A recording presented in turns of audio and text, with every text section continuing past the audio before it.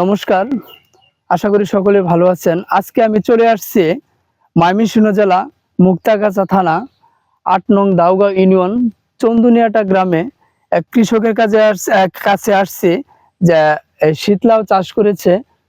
শীতলাও চাষ করেছে ১.৫ মাস যাবত। এখন লাউ ধরতেছে, দেখেন লাউ আসছে গাছের ভিতরে, দেখেন লাউ পর্যাপ্ত পরিমাণ লাউ আসছে। আমি আজকে কৃষকের কাছে জানবো যে এই ১.৫ মাসে এই পর্যন্ত আসা পর্যন্ত যে কয় টাকা খরচ হলো, কয়টা লেবার গেছে, এখন পর্যন্ত কয়টা বিক্রি করেছে শীত লাউ। এই দেখেন লাউ কিন্তু পর্যাপ্ত পরিমাণ হয়েছে, কিন্তু এখন পর্যন্ত কয়টা বিক্রি করা হলো বা কয় টাকা পেলো বা কয় টাকা খরচ হলো কৃষকের কাছ থেকে জানার আমি চেষ্টা করব। কৃষককে আমি জিজ্ঞাসা করব যে আপনার মানে এই এখন পর্যন্ত কত টাকা খরচ হলো বা কয় টাকার আপনি লাউ বিক্রি করতে পারলেন। এইদিকে আসেন, একটু কথা বলি আপনার সাথে। উনি হলো এই যে বাগানটা করেছেন, লাউ চাষটা করেছেন কৃষক উনি। যে আপনি যে লাউ চাষ করে যে জায়গাটা যে চাষ করেছেন, এটা জায়গাটার পরিমাণ কতটুকু? 3 কাঠা 19%, 19%। জমিন হলো 3 কাঠা, শতাংশ হলো 19.5%। 3 কাঠা জমিন 19.5%। এখানে আপনার এখন পর্যন্ত কি পরিমাণ খরচ হয়েছে?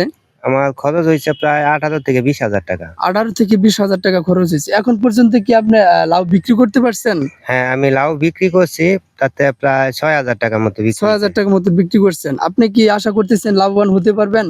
তবে এই চালানে লাভবান হইতাম না, কিন্তু এখন আবার নতুন করে লাউ গাছ লাগামু। তবে আগামীতে আর কি লাভবান হবো, কারণ আগামীতে কোনো কামলা লেবার কোনো কিছু লাগবে না।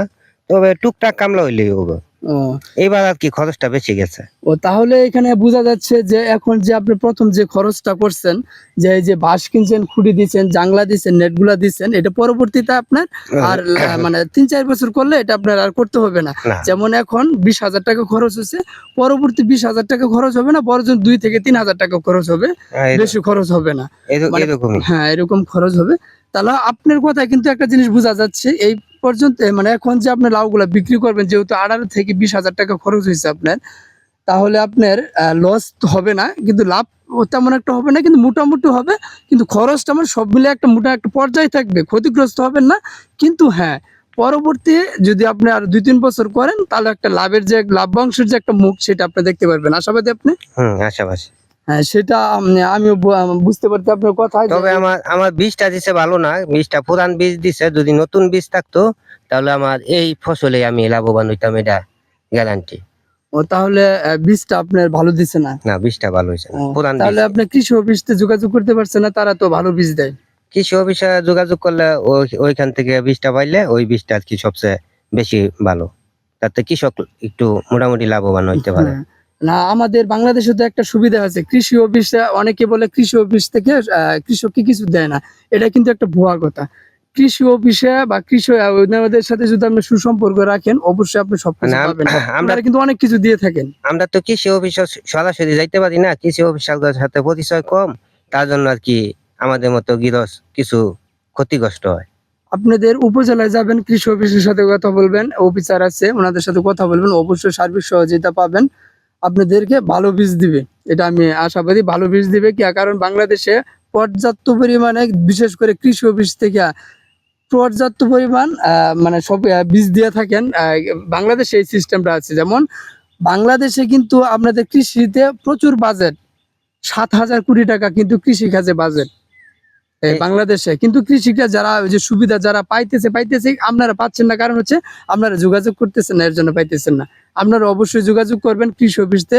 কম করে হলো মাসে 1-1.5 মাসে 2 মাস হলে একবার করে ট্রেনিং দেবে, বা বছরে কম করে 4-5টা ট্রেনিং পাবেন। যত সার্বিক সহযোগিতা আছে আপনি সব পাবেন। কি পাবেন না, সবই পাবেন। ড্রাম থেকে শুরু করে পানি দেওয়া, সেচ পাইপ যা আছে, বীজ, মানে সবকিছু পাবেন, সবকিছু পাবেন। শুধু আপনি কৃষি অফিসের সাথে একটু যোগাযোগ করবেন।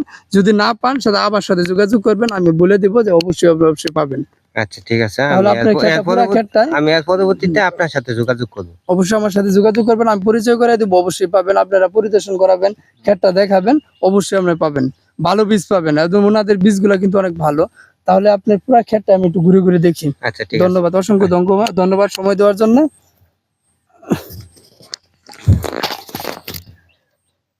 আসলে বীজটা তেমন সম্ভবত ভালোই হয়েছে না। এই যে কারণ বীজটা ভালো না হওয়ার কারণ হচ্ছে যখন এই লাউটা আসবে, এই যে এই লাউটা এই যে পর্যন্ত আসবে, যেহেতু আপনি করছেন, যদি আমার সাথে যদি যোগাযোগ করতেন, কৃষি অফিসতে না হলে আমি ফুলবাড়ি থেকে এনে দিতাম, কিন্তু 100% গ্যারান্টি থাকতো, 100% গ্যারান্টি। লাউ হইতো এই যে এখন এর যে বাঁকা ধরে গেছে, কিন্তু বাঁকা একটু হবে, কিন্তু কোন পর্যায়ে বাঁকা হয় লাউ জানেন? শীত লাউ শেষ পর্যায়ে গিয়ে কিন্তু লাউটা ঠুন্ডা মুন্ডা হয়ে যায়। এটা কিন্তু শুরু হয়ে গেছে লাউ ধরা। এখনই যদি এই অবস্থা, এটা তো বেশি বড় হবে না, আর বেশি বড় হলেও কিন্তু সাইজটা বা ওইরকম দামটা পাওয়া যাবে না। একটু ঘুরে ঘুরে দেখি।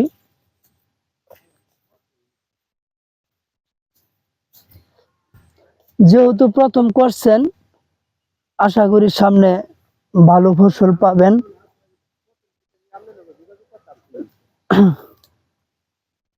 যেহেতু করছেন সমস্যা নেই, যে সবকিছু যখন কমপ্লিট, সামনের বছর খরচ কম হবে, আপনি ওই চিন্তা ভাবনা রাখবেন, সবকিছু ওইভাবে করতে। এই যে লাউগুলা যে হয়েছে, আসলে বীজটা একদম খারাপ, জঘন্য দিছে দেখেন লাউ।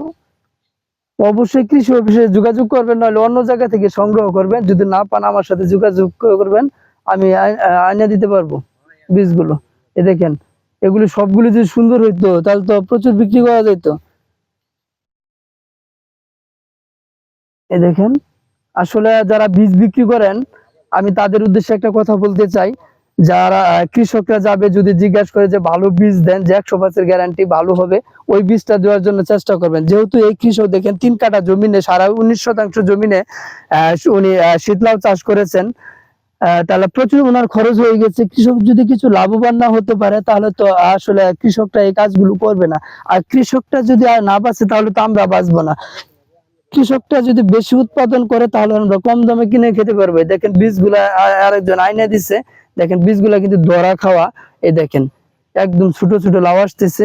আসলে কি বলবো, দোকানদাররা ওই রকম আসলে কম দামে, তাদেরও বলা উচিত। আসলে দুই পক্ষের দোষ।